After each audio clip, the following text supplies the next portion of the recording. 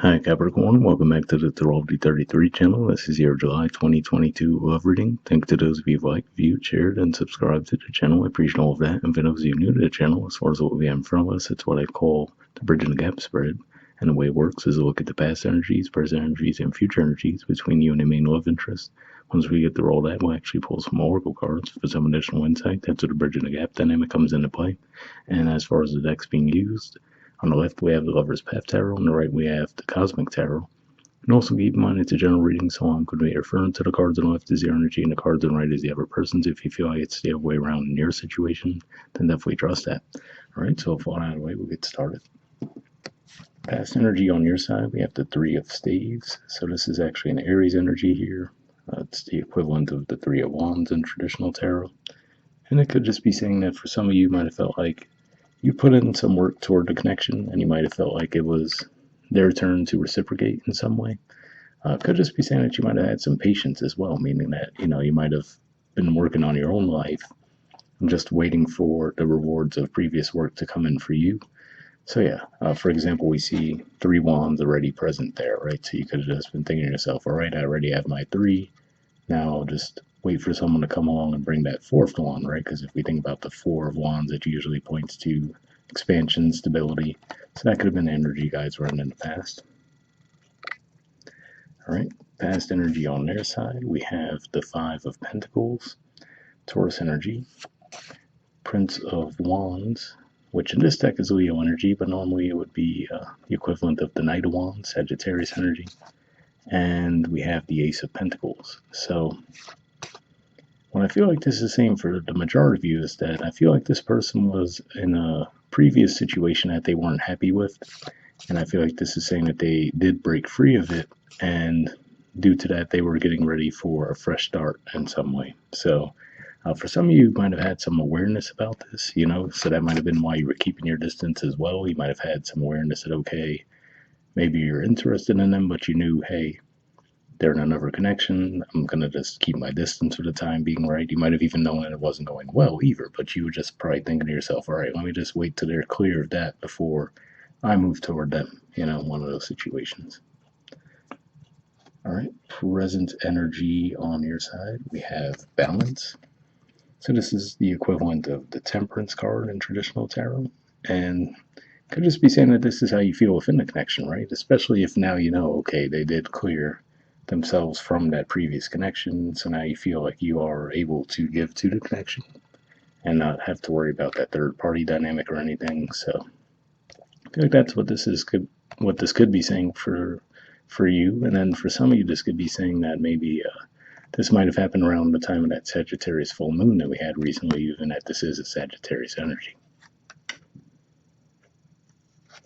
All right. And present energy on their side, we have the Six of Pentacles.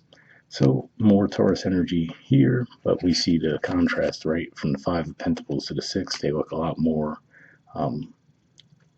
just liberated, basically, right? So that's what I'm feeling for the majority of you, is that in the past they were in another connection. Feel like they're free of that now, and because of that, now they do feel like they can give equally to the connection with you. So yeah, they're definitely feeling like they're in a much better headspace now, at the very least, and able to contribute to the connection. All right, and future energy on your side, we have the Ace of Coins. So yeah, we did see the Ace of Coins pop up on the past position on their side, but to see this come up on your side, I feel like this is saying that, okay, now you feel like, all right, we're in the clear now. You wanted to make sure that they didn't have any residual effects of the previous connection sitting around, and they're like, okay, now we can move forward with our connection. And future energy on their side, we have the Six of Cups. Now, I do have to say, the Six of Cups energy can point to reconciliation, but I don't necessarily feel like that's the case here. So, for example, if you're worried about them possibly going back to that connection from the past, I don't think that's what this is saying at all. If anything, what this could be saying is maybe some of you might have even had a deeper history, and this is your second time being together in a connection. That's certainly a possibility for some of you, but even if you were to think about it being like a reconciliation energy for their previous connection, if you look at the body language there, it doesn't look like they would be interested even if the person did come back around. So yeah, I feel like what this is saying more than anything is we're just seeing a continuation of their openness toward this connection, right? Because it's like, okay, totally clear of that previous thing. I'm able to give to the connection now, and now I'm also open emotionally as well. So definitely looks pretty positive for sure. All right, and bottom of the deck on your side, we have Temptation. So this is actually the equivalent of the Devil card in traditional tarot, which is actually the card that represents Capricorn energy. So for some of you, this could just be saying that you might have actually served as a temptation for them.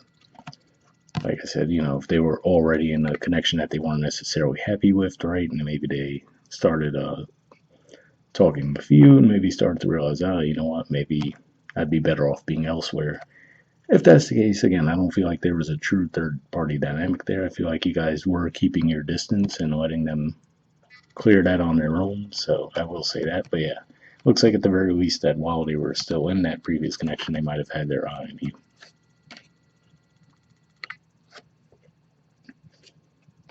All right. And bottom of the deck on their side, we have the Empress. So yeah, could just be saying that, like I said, it looks like they might have gone through a bit of a rough stretch in their past, possibly related to another connection, but now we do see improvement in their conditions for sure. We even see the Wheel of Fortune beneath that as well. So yeah, could just be saying that this person's getting in a much better place. I will say the one thing with the Empress, though, is usually they're not going to be the ones who are going to initiate and be the go-getters within the connection. They're usually just more open and receptive to things coming their way. So if you're expecting them to put a lot more of the effort in necessarily, I wouldn't necessarily see that playing out, but at the very least it does look like this is saying that they're much more open and in a much better place than they were when you first encountered them in the past. Alright, so moving on to your Oracle cards. First we'll see what we get from the Aqua Moonlight deck, and I did pre-shuffle this deck before we started recording, and what I'm looking for is unspoken messages from you to them, and then unspoken messages from you to them, and then from them to you. And initially I'll be looking for jumpers, but if I shuffle for a while without any coming up, I'll actually just put the deck down and we'll pull cards that way. So let's see what we get. Like I said, first we're looking for unspoken messages from you to them. Almost have one there. Alright, and this doesn't want to go back in the deck, and now we'll see what we get from them to you. Alright, and we got one there. So let's see what we got on your side first. Okay. There we go. Okay, it says, I'm sweeping away toxicity to make room for what's truly important. This is an interesting message for sure there, because that seems like that could have been what this person was doing in the past, and you were actually just waiting for them to clear all that away. I don't necessarily see that you guys had any baggage to clear. I suppose it's possible. But what I feel like is more likely here is that for those of you where I mentioned in the beginning that for some of you, you might feel like this is your energy on the right and this represents the other person on the left. Because I do feel like this matches for whoever's energy is on the right side here. But hopefully that resonates either way. And let's see what we got for theirs. Okay, this says within a few months. So yeah, timeline-wise, maybe that's what this is pointing to, saying that it won't be immediate, that, okay, they're still in the process of working through that previous situation. But yeah, for a lot of you, I don't necessarily feel like it would be too long, though. Technically, given that this is a Scorpio card, it could just be saying that you guys will fully be on track by Scorpio season, which is a few months away, but I doubt that. It does say within, right? So it's a bit of a vague card, but yeah, I feel like this is just saying that they're clearing things away. You guys are going to be in a much better space.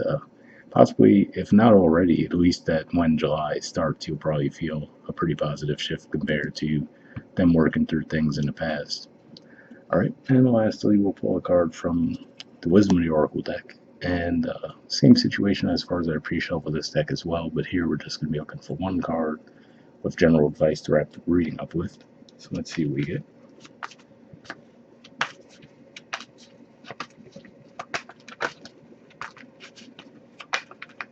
Alright, and got two. So let's see what you got.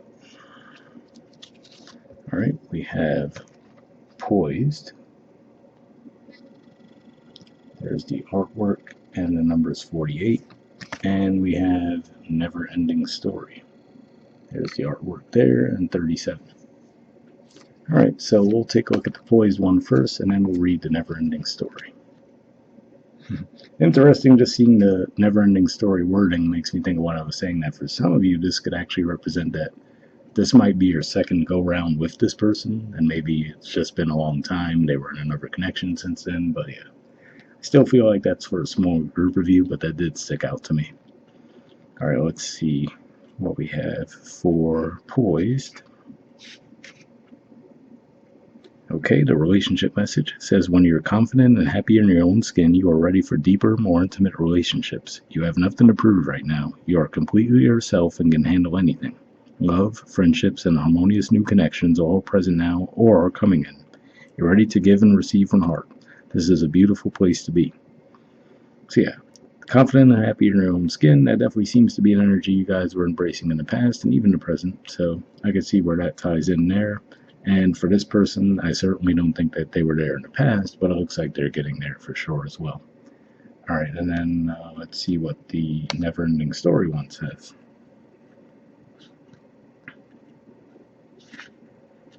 $37.